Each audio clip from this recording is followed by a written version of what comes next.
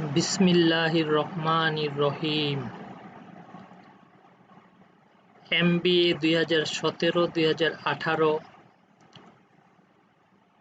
শ্রেণীর প্রিয় শিক্ষার্থীবৃন্দ,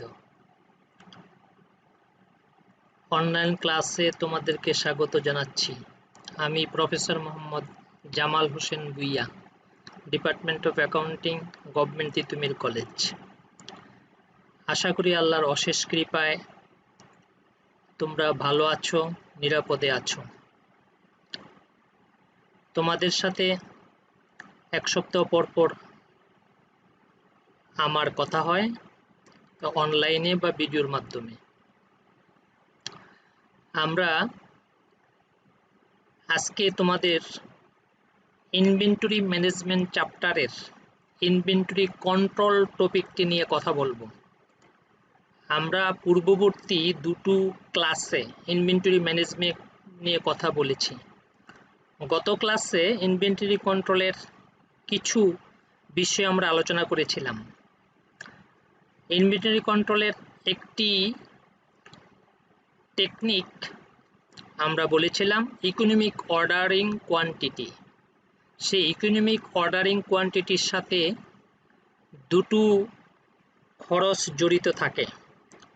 There are two important costs are related to the economic order quantity. That is, number one, ordering cost, and number two, carrying cost বা stock holding cost.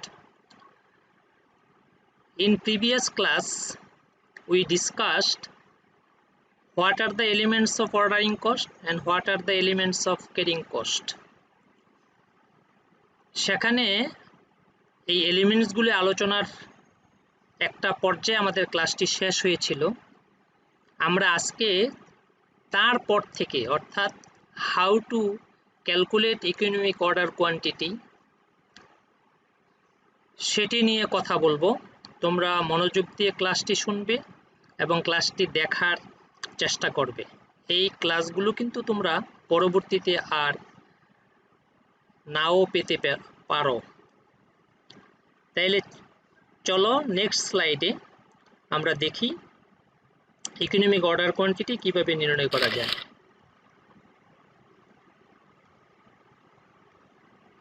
Determination of UQ বা মিতব্যয়ী ফরমায়েশ পরিমাণ নির্ধারণ।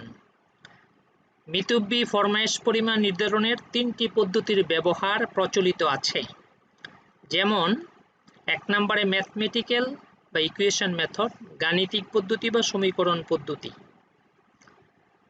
গাণিতিক পদ্ধতি বা সমীকরণ পদ্ধতিতে কিভাবে ইকোনমিক অর্ডার কোয়ান্টিটি নির্ণয় করা যায় সেই সূত্রটি আমরা লিখে দিয়েছি নিচে। আমরা খেয়াল করে দেখি যে গাণিতিক পদ্ধতি বা সমীকরণ পদ্ধতিতে কিভাবে ইকোনমিক অর্ডার কোয়ান্টিটি নির্ধারিত হয়। EOQ whole root over 2 into AR into OC whole divided by C। আমি রুট ওভার সাইনটা আনতে পারিনি ওই সময়, সেই জন্য এটা দেওয়া সম্ভব হয়নি। রুট ওভার দিয়ে নিবা, অর্থাৎ রুট ওভারের আন্ডারে 2 into AR into OC ভাগ C, এই সূত্র প্রয়োগ করলে আমরা ইকোনমিক অর্ডার কোয়ান্টিটি নির্ণয় করে ফেলতে পারবো ম্যাথমেটিক্যাল মেথডে। তাহলে AR means, where AR means annual requirement, তার মানে একটি প্রতিষ্ঠানে বাৎসরিক কি পরিমাণ মালের প্রয়োজন, এটা হচ্ছে AR। তারপরে হচ্ছে OC, ordering cost per order, একটি অর্ডার প্লেস করতে কত টাকা ব্যয় হয় সেটি হচ্ছে OC বা অর্ডারিং কস্ট পার অর্ডার।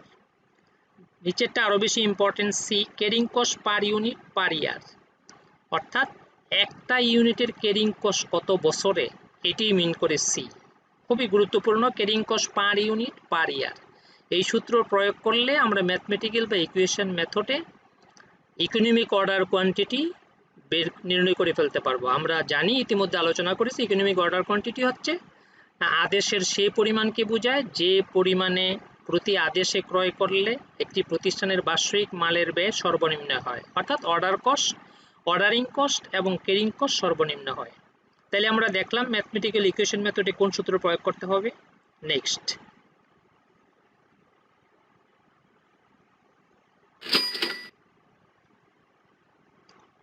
2 নম্বরে আমরা নিয়ে আসছি টেবুলার মেথড বা সারণী বা তালিকা পদ্ধতি। এটি আরেকটি পদ্ধতি ইকোনমিক অর্ডার কোয়ান্টিটি নির্ণয় করার। টেবিল করে বা তালিকা সাজিয়ে আমরা ইকোনমিক অর্ডার কোয়ান্টিটি নির্ণয় করতে পারি। আমরা খেয়াল করে শুনি, যদি ফরমায়েশের পরিমাণ হ্রাস বৃদ্ধির কারণে ফরমায়েশের পরিমাণ অর্থাৎ আদেশ পরিমাণের হ্রাস বৃদ্ধির কারণে দামের পার্থক্য হয়, তবে প্রথম পদ্ধতি অর্থাৎ সমীকরণ পদ্ধতিতে মিতব্যয়ী ফরমায়েশ পরিমাণ নির্ণয় করা সম্ভব নয়। সেক্ষেত্রে তালিকা প্রণয়নের মাধ্যমে মিতব্যয়ী ফরমায়েশ পরিমাণ নির্ধারণ করা হয়। একক মূল্যের ক্ষেত্রেও এই পদ্ধতি প্রয়োগ করে ইকোনমিক অর্ডার কোয়ান্টিটি বের করা যায়। অর্থাৎ আমরা বলতে চাচ্ছি, যদি পণ্য ক্রয়ের ক্ষেত্রে কোয়ান্টিটি ডিসকাউন্টের অফার থাকে, সে অনুযায়ী মালের পরিমাণের পার্থক্যের কারণে যদি দামের পার্থক্য হয়, সেক্ষেত্রে 1 নম্বর মেথড অর্থাৎ ম্যাথমেটিক্যাল পদ্ধতিতে ইকোনমিক অর্ডার কোয়ান্টিটি নির্ণয় করা যাবে না। সেক্ষেত্রে তালিকা প্রণয়ন করে নির্ণয় করতে হবে, এটাই হচ্ছে টেবুলার মেথড। আর আমরা মূল্যের পরিবর্তন না হলেও তালিকা পদ্ধতিতে ইকোনমিক অর্ডার কোয়ান্টিটি নির্ণয় করা যেতে পারে। তাহলে উভয় ক্ষেত্রেই এই টেবুলার মেথড কিন্তু খুবই উপযোগী এবং খুবই সুন্দরভাবে ইকোনমিক অর্ডার কোয়ান্টিটি নির্ণয় করা সম্ভব। এবার 3 নম্বর পদ্ধতিতে আসি। 3 নম্বর পদ্ধতি হচ্ছে গ্রাফিক্যাল মেথড বা লৈখিক পদ্ধতি। তালিকা বা সারণী পদ্ধতির সাহায্য নিয়ে লেখচিত্রের সাহায্যে মিতব্যয়ী ফরমায়েশ পরিমাণ নির্ণয় করা যায়। এই পদ্ধতিতে OX অক্ষে বার্ষিক ব্যবহারের মোট পরিমাণ এককে প্রকাশ করা হয় এবং OY অক্ষে ফরমায়েশ ব্যয়, বহন ব্যয় ও মোট ব্যয় প্রদর্শন করা হয়। যে বিন্দুতে ফরমায়েশ ব্যয় ও বহন ব্যয় পরস্পরকে ছেদ করে, উক্ত ছেদ বিন্দুই হবে মিতব্যয়ী ফরমায়েশ পরিমাণ। তাহলে আমরা দুটো অক্ষ নিব, এক OX অক্ষ এবং OY অক্ষ। OX অক্ষে বার্ষিক ব্যবহারের পরিমাণ এককে প্রকাশ করব এবং OY অক্ষে ব্যয় প্রকাশ করব। সেখানে ব্যয় 3টি ব্যয় থাকবে, ফরমায়েশ ব্যয়, বহন ব্যয়, মোট ব্যয়। যে বিন্দুতে ফরমায়েশ ব্যয়, বহন ব্যয় ছেদ করবে, সেই ছেদ বিন্দু থেকে OX অক্ষরেখার উপরে লম্ব অঙ্কন করলে একটি পরিমাণ পাওয়া যাবে, সেটি হবে ইকোনমিক অর্ডার কোয়ান্টিটি। তাহলে আমরা 3টি পদ্ধতিতে ইকোনমিক অর্ডার কোয়ান্টিটি নির্ণয় করতে পারি। ম্যাথমেটিক্যাল বা ইকুয়েশন মেথড সূত্রের মাধ্যমে, 2 নম্বরে টেবুলার মেথড সারণী বা তালিকার মাধ্যমে, 3 নম্বরে গ্রাফিক্যাল মেথড বা লৈখিক পদ্ধতির মাধ্যমে। তাহলে 3টা পদ্ধতি আমরা শুনলাম, দেখলাম, আমরা মনে রাখার চেষ্টা করি।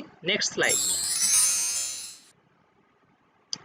এবার আমরা একটি এক্সাম্পলে এসেছি যে এই 3টি পদ্ধতিতে একটি উদাহরণের সাহায্যে আমরা নির্ণয় করতে চাই। এক্সাম্পল হচ্ছে, এ manufacturer buys a component part of his product from an outside supplier at টাকা 40 per unit।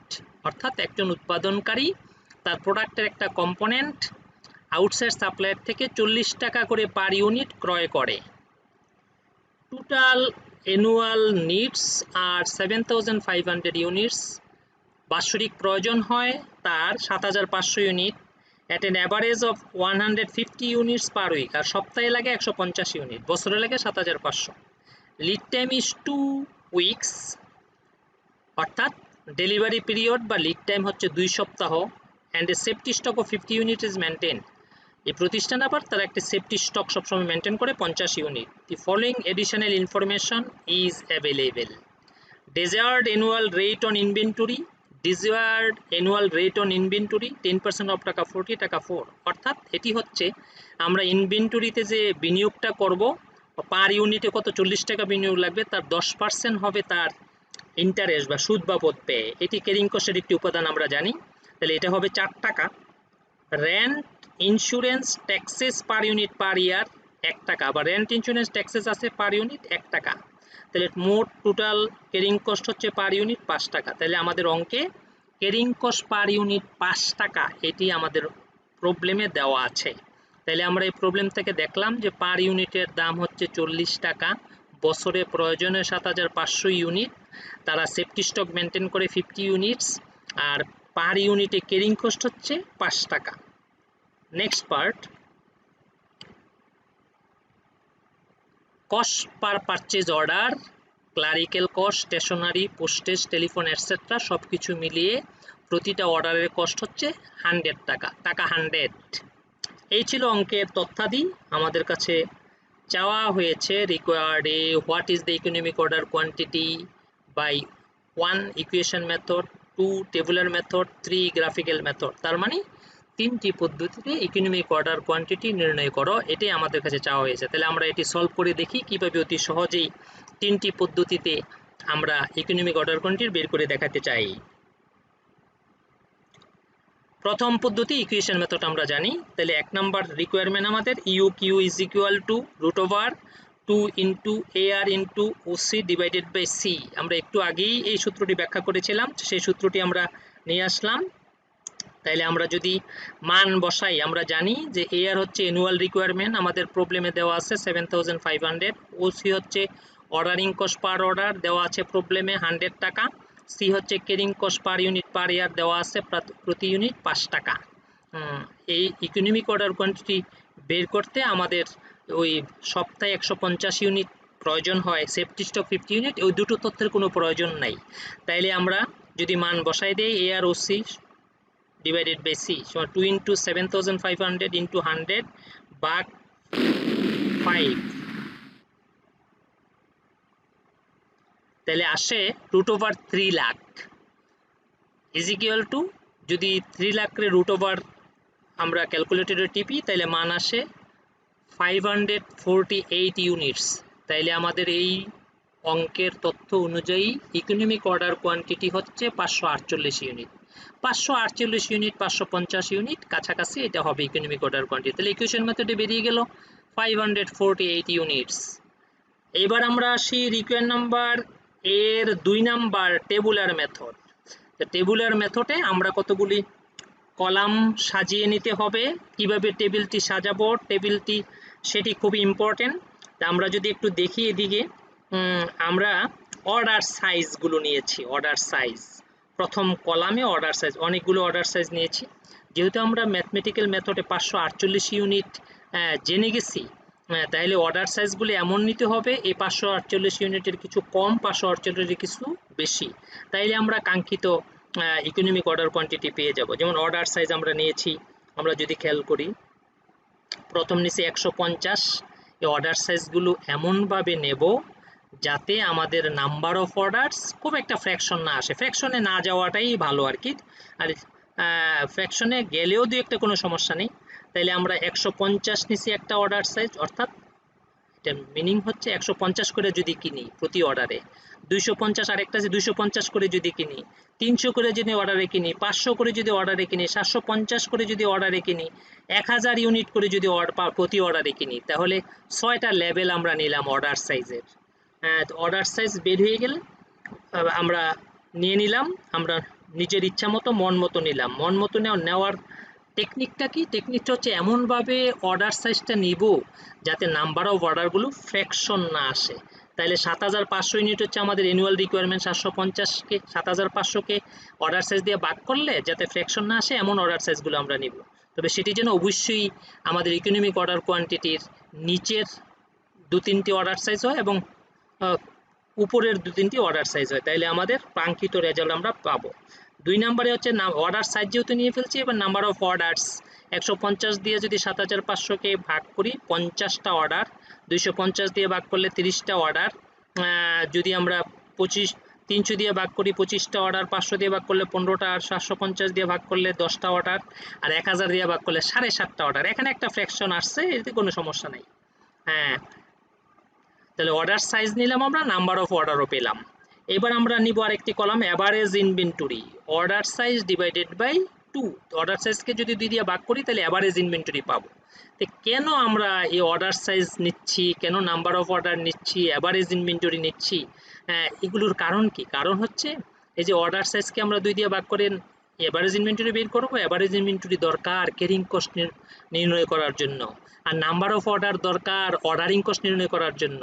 তাইলে আমরা ক্যারিং কস্ট আর অর্ডারিং কস্ট যদি নির্ণয় করতে পারি তাইলে আমরা ইকোনমিক অর্ডার কোয়ান্টিটি পেয়ে যাব। তাহলে এই দুটো তথ্য জানার জন্যই কিন্তু আমরা এই অর্ডার সাইজ নিয়েছি, নাম্বার অফ অর্ডার নিয়েছি। এবার average inventory, average inventory order size divided by 2। তো এখানে এই লেভেলে 75,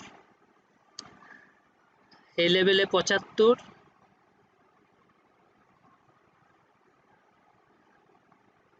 250 লেভেলে 125, 300 লেভেলে 150, 500 লেভেলে 250, 750 লেভেলে 375 আর 1000 যদি অর্ডার সাইজ হয় তাহলে 500। তাহলে এভারেজ ইনভেন্টরি আমরা পেয়ে গেলাম, কারণ এভারেজ ইনভেন্টরির উপরই ক্যারিং কস্ট নির্ণয় করে। আমাদের অঙ্কে বলছে যে পার ইউনিট ক্যারিং কস্ট 5 টাকা, তাহলে এভারেজ ইনভেন্টরি ইউনিটে বের করতে হবে, 5 টাকা দিয়ে গুণ করলে ক্যারিং কস্ট পেয়ে যাব। এই জন্য আমরা এই তিনটি ফিগার বের করে নিলাম প্রথম পার্টে। তারপরে আমরা একই শখে আমরা করে ফেলবো। এবার আমরা অর্ডারিং কস্ট বের করে ফেলবো এট দ্য রেট অফ টাকা 100। নাম্বার অফ অর্ডার তো উপরে দেওয়াই আছে। প্রথম লেভেলে 50 ইন্টু 100 5000 টাকা, 30 ইন্টু 100 3000 টাকা, 25 ইন্টু 100 2500 টাকা, 15 ইন্টু 100 1500 টাকা, 10 ইন্টু 100 1000 টাকা, 7.5 ইন্টু 100 750 টাকা। তাহলে অর্ডারিং কস্ট পাইলাম এগুলো। তারপরে আমরা carrying cost, average inventory into carrying cost per unit. তাহলে অ্যাভারেজ ইনভেন্টরিকে 5 টাকা করে গুণ করলে আমরা ক্যারিং কস্ট পেয়ে যাব 75 into 5 375, 125 into 5 625, 150 into 5 750, 250 into 5 1250, 375 into 5 1875 and 7.500 into 5 equal to 2500। তাহলে অর্ডারিং কস্টও পেয়ে গেলাম, ক্যারিং কস্টও পেয়ে গেলাম। এবার যদি আমরা এটা যোগ করি, টোটাল কস্ট দাঁড়ায় 150 অর্ডার সাইজে 5375, 250 অর্ডার সাইজে 3625, 300 অর্ডার সাইজে 3250, 500 অর্ডার সাইজে 2750, 750 অর্ডার সাইজে 2875 এবং 1000 অর্ডার সাইজে 3250। তাহলে সবচেয়ে কস্ট কম হচ্ছে দেখা যায় 500 ইউনিট লেভেলে। 500 যদি অর্ডার সাইজ হয়, অর্থাৎ প্রতি অর্ডারে যদি 500 করে আমরা মাল কিনি, তাহলে ব্যয় সবচেয়ে কম হবে 2750। 500 কমও যদি কিনি আস্তে আস্তে দাম বাড়তে থাকবে, 500 বেশি করে যদি কিনি তাহলে আস্তে আস্তে দাম বাড়তে থাকবে। খেয়াল করো, তাহলে আমাদের ইকোনমিক অর্ডার কোয়ান্টিটি হচ্ছে 500 ইউনিট, অর্থাৎ প্রতি অর্ডারে যদি 500 ইউনিট করে ক্রয় করি তাহলে আমাদের ব্যয় সবচেয়ে কম হবে। যদিও আমাদের ম্যাথমেটিক্যাল মেথডে আসছে 548 ইউনিট, আমরা 548 ইউনিটে কোনো অর্ডার সাইজ নেই নাই, তাহলে দেখা যাবে সেটাতেই সবচেয়ে কম আসবে। তো 500 550 548 500-র কাছাকাছি একটি অর্ডার সাইজ নিলে আমাদের সবচেয়ে মিতব্যয়ী ফরমাইশ পরিমাণ পাবো, সবচেয়ে বাৎসরিক ব্যয় সবচেয়ে কম হবে। তাইলে আমরা দেখলাম টেবুলার মেথড। এবার আমরা যাব গ্রাফিক্যাল মেথড। গ্রাফিক্যাল মেথডে আমরা ব্যাখ্যা করতে চাই কিভাবে ইকোনমিক অর্ডার কোয়ান্টিটি বের করা যায়। তোমরা একটু চিত্রর দিকে ভালো করে তাকাও। আমরা OX একটি অক্ষ নিয়েছি, OY একটি অক্ষ নিয়েছি। OX অক্ষে আমরা বলেছিলাম যে বাৎসরিক ব্যবহারের পরিমাণ দেখাবো, অর্থাৎ এককে দেখাবো। আসলে আমরা দেখাবো অর্ডার সাইজগুলো, কোন অর্ডার সাইজে ব্যয় কম হয় সেটা আমরা জানতে চাই, তাহলে অর্ডার সাইজ দেখাবো। তো অর্ডার সাইজগুলি আমরা এরকম নিছি: 100 অর্ডার সাইজ, 200 300 400 500 600 700 800 900 1000 ইউনিট। আমরা 1000-এর বেশি যাই না, কারণ আমরা তো উপরের দুটি পদ্ধতিতে অলরেডি ইকোনমিক অর্ডার বের করে ফেলছি, 500-500-র কাছাকাছি থাকে, তাহলে 1000-এর বেশি যাওয়ার প্রয়োজন নেই। আর OY অক্ষে আমরা নিছি কস্টগুলো কিভাবে আমরা সেগমেন্ট করেছি, প্রতি কলামে 1000 2000 3000 1000 2000 3000 4000 5000 6000 7000 8000 9000 10000 টাকা পর্যন্ত আমরা ব্যয় গিয়েছি। কারণ এই আমাদের ব্যয়ের রেঞ্জটা এর মধ্যে হবে, এর বেশি না। আমরা টেবিলের মেথডে খেয়াল করলে দেখবো এর চেয়ে বেশি ব্যয় আমাদের নাই। ক্যারিং কস্ট বা অর্ডারিং কস্ট বা টোটাল কস্ট মিলিয়ে 10000 টাকার বেশি হবে না, অর্থাৎ 10,000 পর্যন্ত গেলেই আমাদের যথেষ্ট। আমরা এবার ওই যে টেবিলটা আমরা 2 নম্বর মেথডে টেবিলের মেথডে সাজাইছি, সেই টেবিল থেকে তথ্য দিয়ে সহজেই আমরা এই গ্রাফটি অঙ্কন করতে পারি। আমরা আসলে মূলত 3টি রেখা আঁকবো, একটা হচ্ছে ক্যারিং কস্ট রেখা, একটা হচ্ছে অর্ডারিং কস্ট রেখা, আর একটা হচ্ছে টোটাল কস্ট রেখা। একটু চিত্রর দিকে খেয়াল করো, চিত্রতে একটি ভুল আছে। ভুল হচ্ছে আমরা লিখছি total cost ordering cost carrying cost, আর হচ্ছে অর্ডারিং কস্টের জায়গায় ক্যারিং কস্ট লিখে ফেলা হয়েছে, আর ক্যারিং কস্টের জায়গায় অর্ডারিং কস্ট লিখে ফেলা হয়েছে। তাহলে লেখাটা শুধু ভুল, আর বাকি সব ঠিক আছে। তাহলে আমরা অর্ডারিং কস্টের জায়গায় লিখে নিব ক্যারিং কস্ট, ক্যারিং কস্টের জায়গায় লিখে নিব অর্ডারিং কস্ট। এবার আসি আমরা কিভাবে রেখাটা আঁকবো। আমরা আমাদের অর্ডার সাইজগুলো আছে, আমরা আমাদের টেবিলের মেথডে যে আমরা যেই ছকটা এঁকেছিলাম, টেবিল সাজাইছিলাম, সেই টেবিলের মধ্যে তথ্যগুলো দিয়ে আমরা রেখাচিত্রটা অঙ্কন করব। প্রথমে আমাদের একটি অর্ডার সাইজ ছিল 250, তো 250 অর্ডার সাইজে আমার ক্যারিং কস্ট কত আর অর্ডারিং কস্ট কত। আমার 250 অর্ডার সাইজে আমার ক্যারিং কস্ট ছিল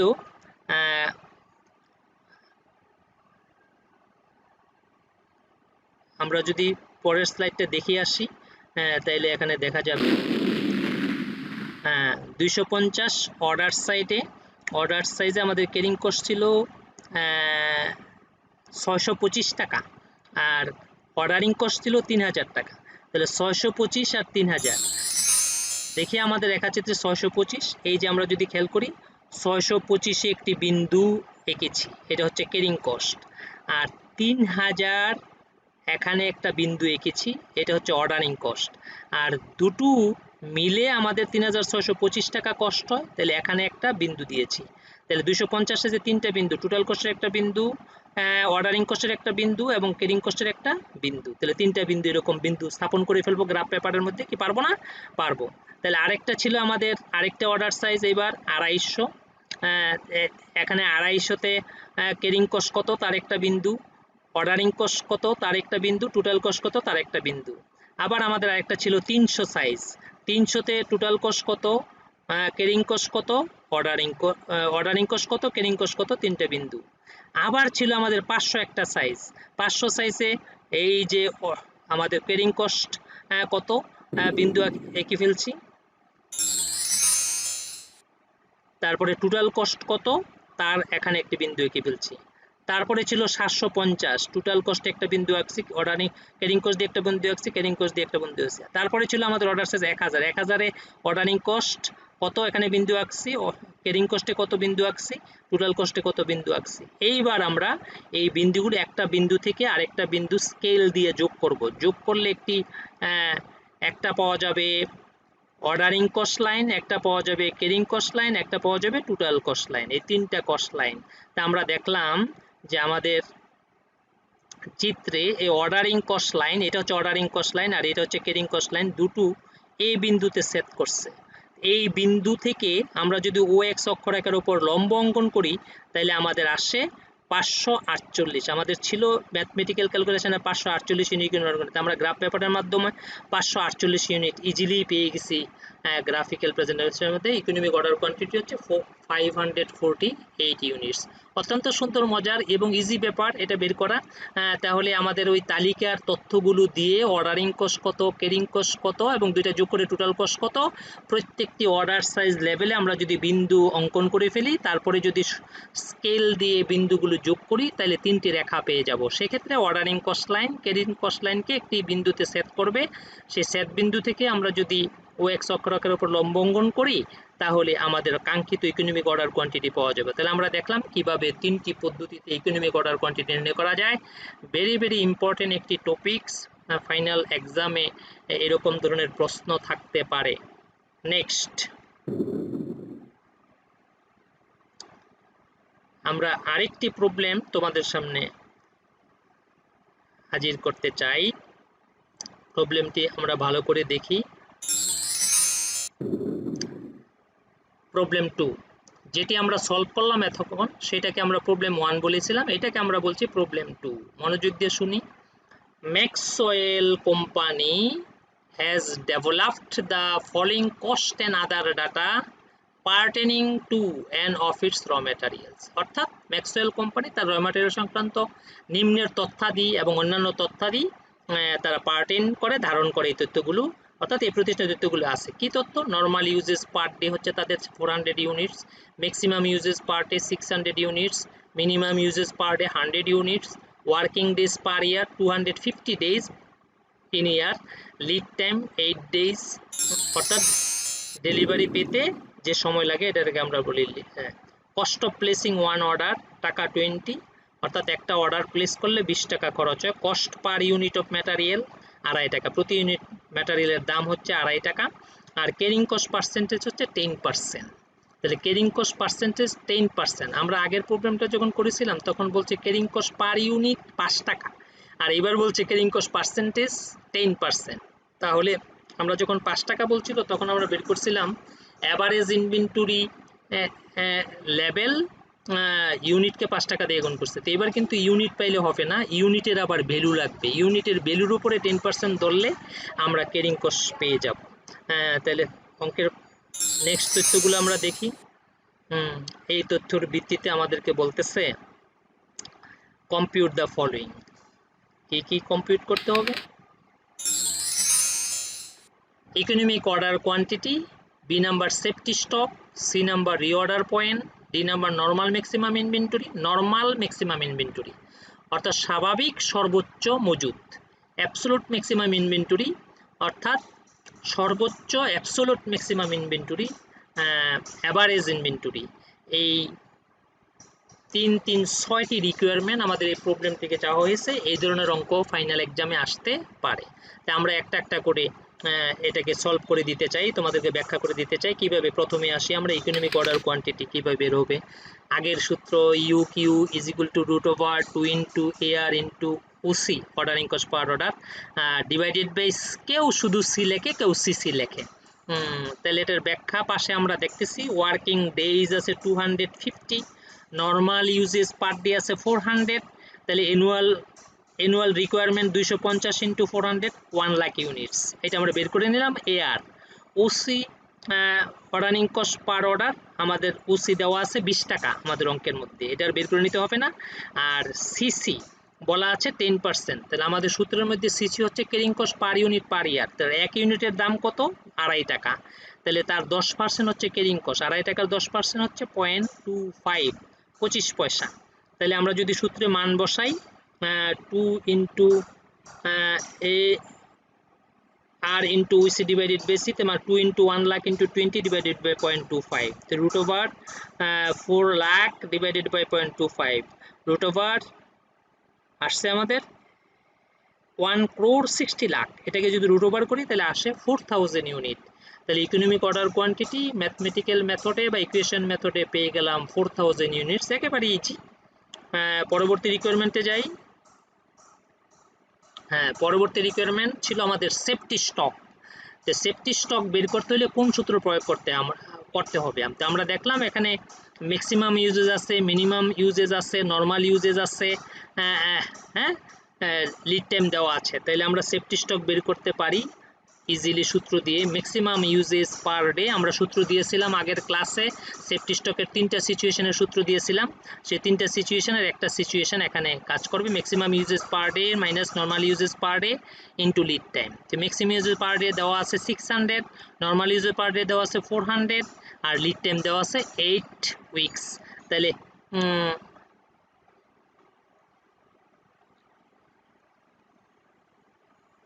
8 ডেজ, লিড টাইম দেওয়া আছে 8 ডেজ।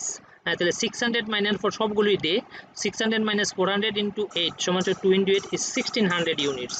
তাহলে সেফটি স্টক বেরিয়ে গেল 1600 ইউনিটস। তারপরে requirement reorder point. Reorder point মানে গুদাম করে যে পরিমাণ মাল থাকতে পুনরায় আদেশ করতে হয়। তো সেটা যদি সেফটি স্টক থাকে, আমরা রিঅর্ডার পয়েন্টের একটি সূত্র দিয়েছিলাম, normal lead time plus safety stock, normal lead time uses plus safety stock. তো নর্মাল লিড টাইম ইউজেস হচ্ছে 400 ইন্টু 8 প্লাস সেফটি স্টক আছে 1600, তাহলে 3200 প্লাস 1600 ইজ ইকুয়াল টু 4800 হচ্ছে রিঅর্ডার পয়েন্ট। এই পরিমাণ মাল থাকতে আমাদেরকে পুনরায় মালের জন্য আদেশ দিতে হবে। এইবার নর্মাল ম্যাক্সিমাম ইনভেন্টরি, স্বাভাবিক সর্বোচ্চ মজুদ কত হতে পারে? তো safety stock plus EOQ, safety stock তো সবসময়ই থাকবে, আর ইউকিউ অর্থাৎ ইকোনমি যে পরিমাণ অর্ডার করেছি আমরা মাল পাওয়ার জন্য, সেটা যোগ করলে আমরা নর্মাল ম্যাক্সিমাম, এর চেয়ে নর্মালি ম্যাক্সিমাম ইনভেন্টরি এটাই হবে, 1600 প্লাস 4000 সমান 5600 ইউনিটস। এবার বলছে অ্যাবসোলুট ম্যাক্সিমাম ইনভেন্টরি, আসলে একেবারে সর্বোচ্চ উপাদানগুলো যদি প্রভাব বিস্তার করে তাহলে কত হতে পারে, গুদাম করে কি পরিমাণ মাল জমা হতে পারে। Normal maximum inventory plus normal uses per day minus minimum uses per day into lead time.